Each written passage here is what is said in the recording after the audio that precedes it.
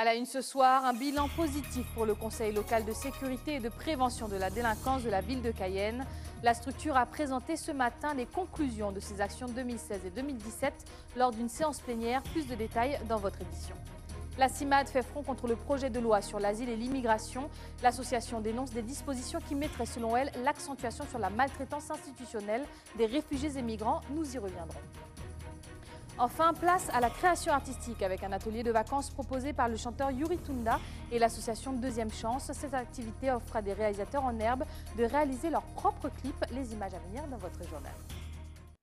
Voilà pour les titres. Mesdames et messieurs, bonsoir et bienvenue sur ATV Guyane. La mairie de Cayenne organisait aujourd'hui la session plénière de son conseil local de sécurité et de prévention de la délinquance.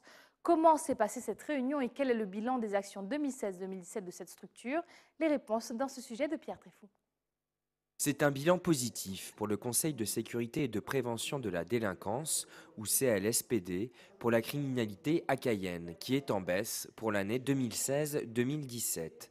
Vidéoprotection, expérimentation de la médiation sociale ou encore couvre-feu pour les mineurs pendant la période du carnaval, ces dispositifs de sécurité ont montré leur efficacité. C'est le résultat en fait de l'implication de tous les partenaires, police nationale, police municipale, justice, gendarmerie et puis surtout les associations qui œuvrent sur le terrain. Donc je suis très satisfaite et puis ne pas oublier surtout le CLSPD.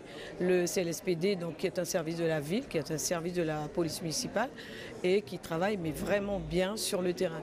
Et d'ailleurs je peux l'annoncer puisque la communauté d'agglomération du centre littéraire travaille pour un CISPD, donc un conseil intercommunal.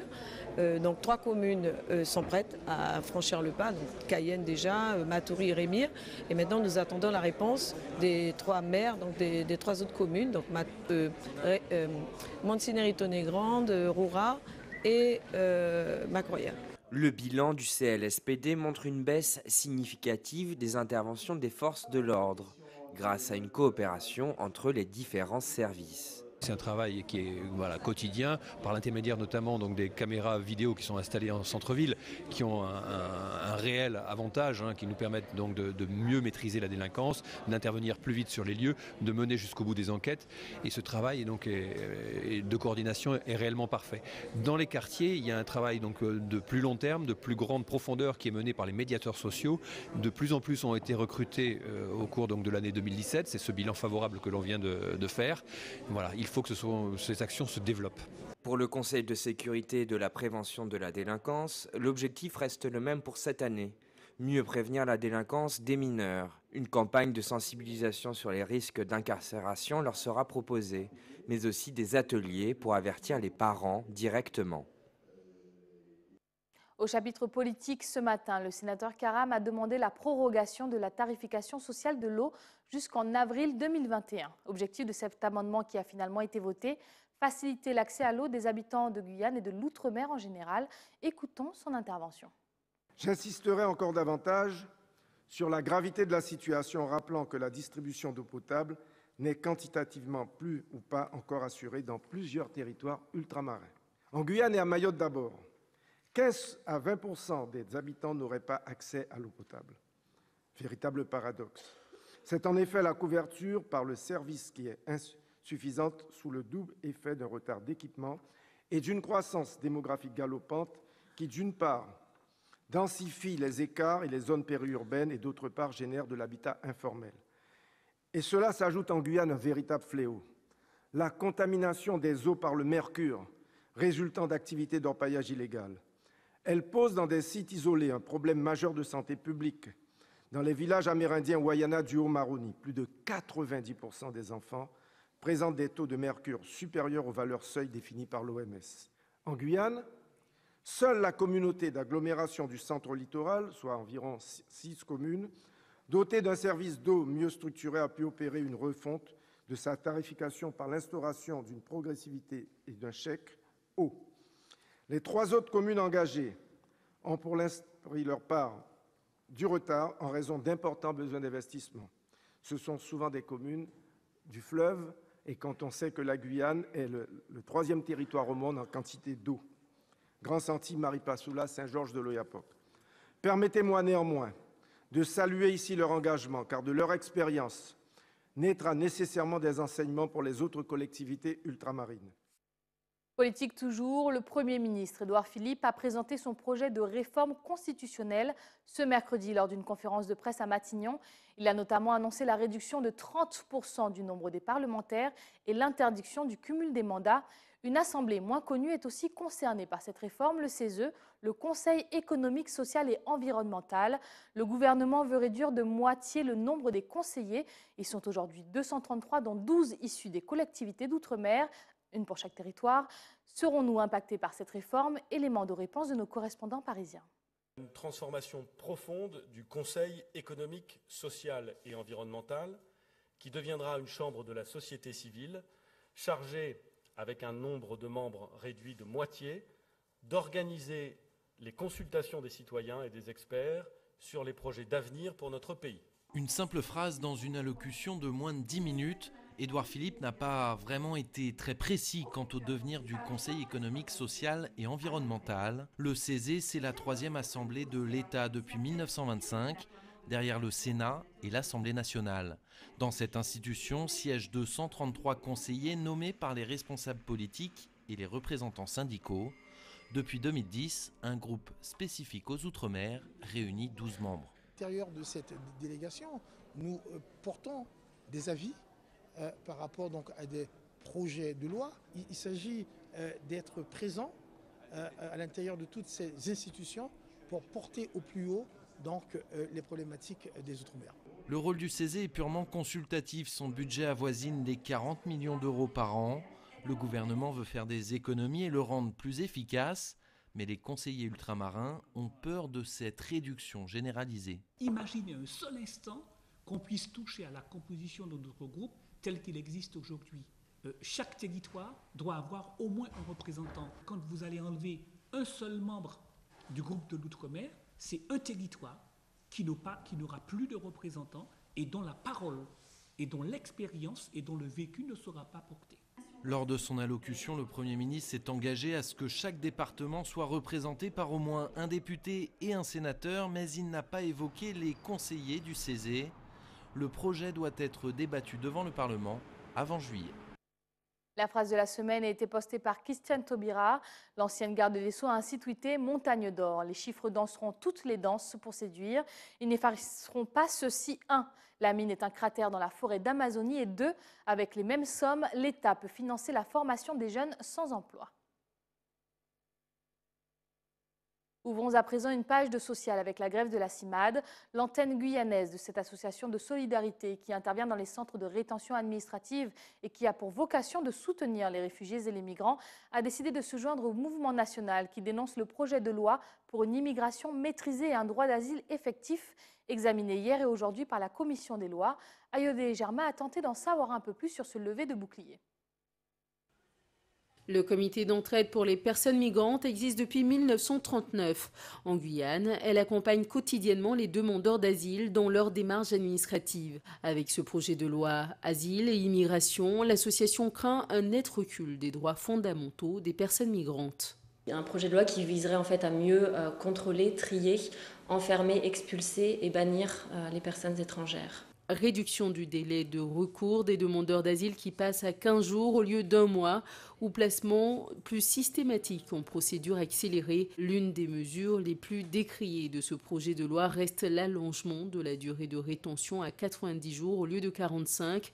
Dans certains cas, elle pourrait durer jusqu'à 135 jours. Selon nous, en fait, cet allongement n'entraînerait pas une augmentation des expulsions, qui est donc visée par le gouvernement, puisque donc en France, il y a 80 à 90% des expulsions qui se font dans les 10 premiers jours de la rétention.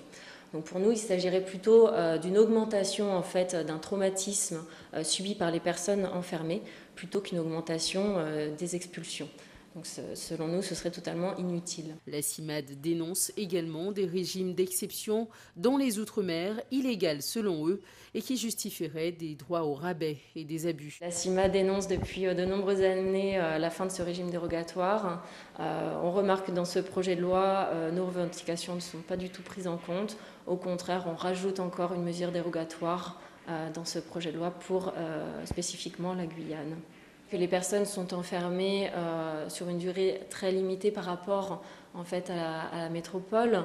La durée de rétention en Guyane est en moyenne de 2 jours. Les expulsions se font très rapidement, mais il est vrai que, et ça a été remarqué en fin d'année, en début d'année 2018, la durée de rétention a tendance à s'allonger pour certains ressortissants, notamment haïtiens. Donc ils sont amenés à rester plusieurs semaines enfermés au centre de rétention. Donc clairement, ces personnes pourraient être touchées par l'allongement de la durée de rétention. En ce moment, 14 personnes sont retenues au centre de rétention administrative, dont 10 ressortissants haïtiens, 2 Surinamais et 2 Colombiens. Les grèves s'accumulent en Guyane et ce matin, la mairesse de Cayenne a appelé à la fin du blocage du service technique que les grévistes assiègent depuis maintenant 4 semaines. Quelle est la position de l'UTG? Gilles Baudy la présente à Ayodele Germa. Alors, soi-disant qu'elle appelle à l'apaisement, que le travail reprenne, mais bizarrement, ce matin, nous avons reçu un référé d'expulsion sur le piquet de grève. Donc, si c'est ça qu'elle appelle de l'apaisement, soit je suis débile, soit ça tombe par rond. Mais pour moi, c'est encore déclencher l'âge de guerre. Donc nous avons une audience au tribunal administratif demain à 14h30. Donc nous allons présenter nos éléments, nous allons nous défendre. Donc de toute façon, le bureau central a déjà récupéré les documents pour pouvoir contrecarrer cette pratique. Surtout que nous n'avons pas eu le constat de l'huissier, nous n'avons rien reçu. Nous avons reçu le référé directement ce matin par un OPJ de la police nationale. Aujourd'hui, le maire demande à ce que la grève s'arrête. Qu'est-ce que vous prenez comme décision? Pour l'instant, la grève ne s'arrête pas. Le maire envoie des infos médiatiques, faire croire aux médias qu'ils sont à la population qui sont dans des dispositions soi-disant de négociation, ce qui est totalement faux. Puisque à toutes les négociations qui ont eu lieu, nous avons fait plusieurs propositions, elle les a toutes rejetées. Donc sans vouloir ni négocier, ni partager, ça a été non d'un bloc. Donc je ne vois pas en quoi elle demande quelque apaisement. La Guyane n'est pas la seule à subir des grèves. En Martinique aussi, la grogne monte. Cette fois-ci, ce ne sont pas les employés, mais les délégataires qui ont bloqué la quasi-totalité des bus mosaïques. En cause, un nouvel appel d'offres et l'arrivée de nouveaux prestataires. Les explications de Jean-Marc Dabreux. Résignés, agacés, les usagers de Mosaïque accusent le coup. Je n'ai pas de voiture, j'espérais avoir un bus. Ben là, je pense que je n'irai pas travailler. Je devais aller à Idiopresse pour aller chercher des courses pour ma mère et j'ai vu qu'il n'y a pas de bus. Et je suis resté là pendant 2 heures pour voir s'il y a du bus. Aucune information affichée sur d'éventuelles perturbations, mais le constat est là.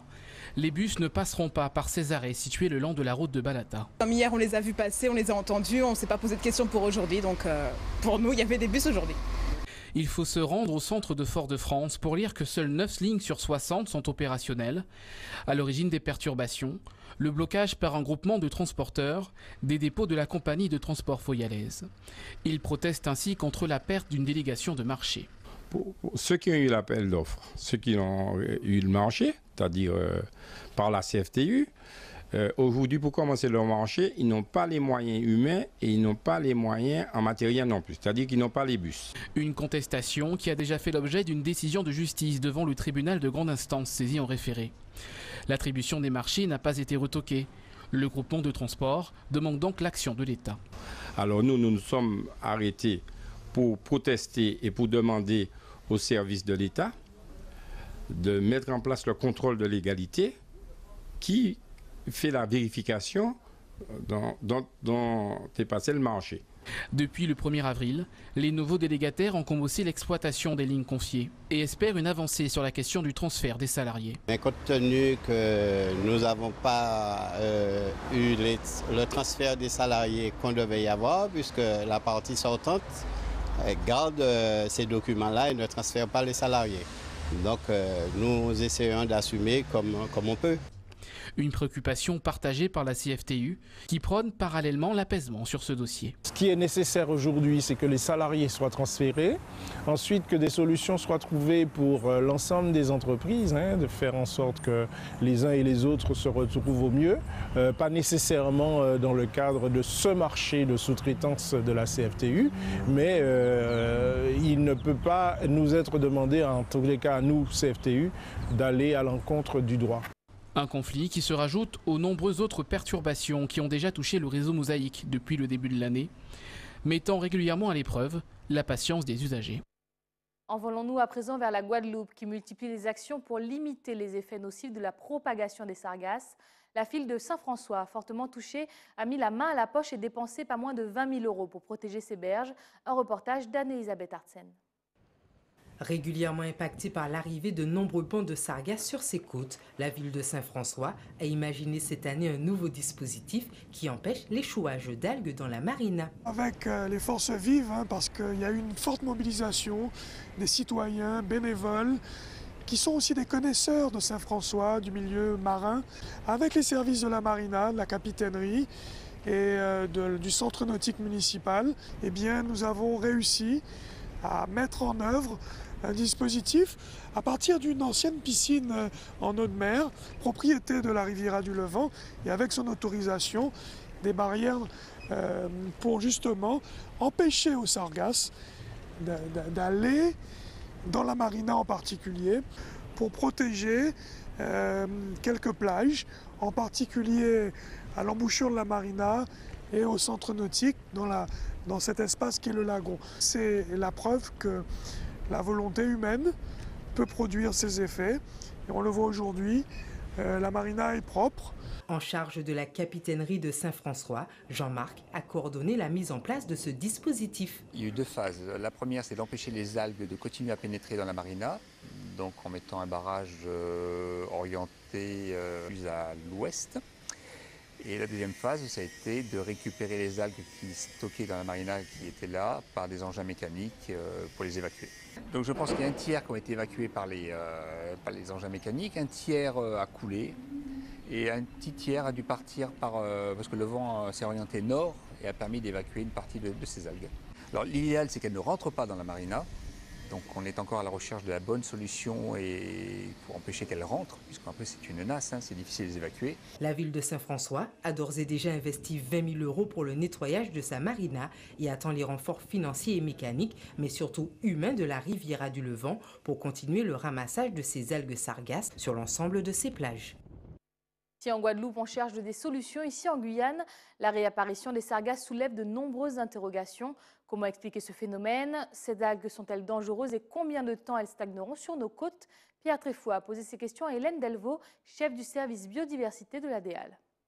Les dernières études scientifiques semblent mettre en évidence qu'on a la création d'une sorte de nouvelle mer des sargasses au large en fait des côtes du Brésil qui donc serait créée grâce à l'afflux de nutriments très importants qui sont lessivés par les eaux, par les pluies au niveau du Brésil et qui du coup générerait des conditions favorables pour le développement de ces algues. La sargasse c'est une algue, en particulier cette espèce c'est une algue pélagique, c'est-à-dire qui vit dans les eaux, qui n'est pas fixée au fond et qui du coup se développe dans des conditions propices où il y a beaucoup de nutriments et qui peut générer comme ça des radeaux très importants qui représentent presque un écosystème à part entière. Il y a énormément de vie dans ces radeaux de sargasses et voilà, qui peuvent donc au gré des courants se déplacer et du coup se trouver à s'échouer sur les plages. Ces sargasses, lorsqu'elles se déposent en grande quantité sur les plages, au fur et à mesure de leur dégradation, peuvent produire un gaz, le sulfure d'hydrogène, qui peut en effet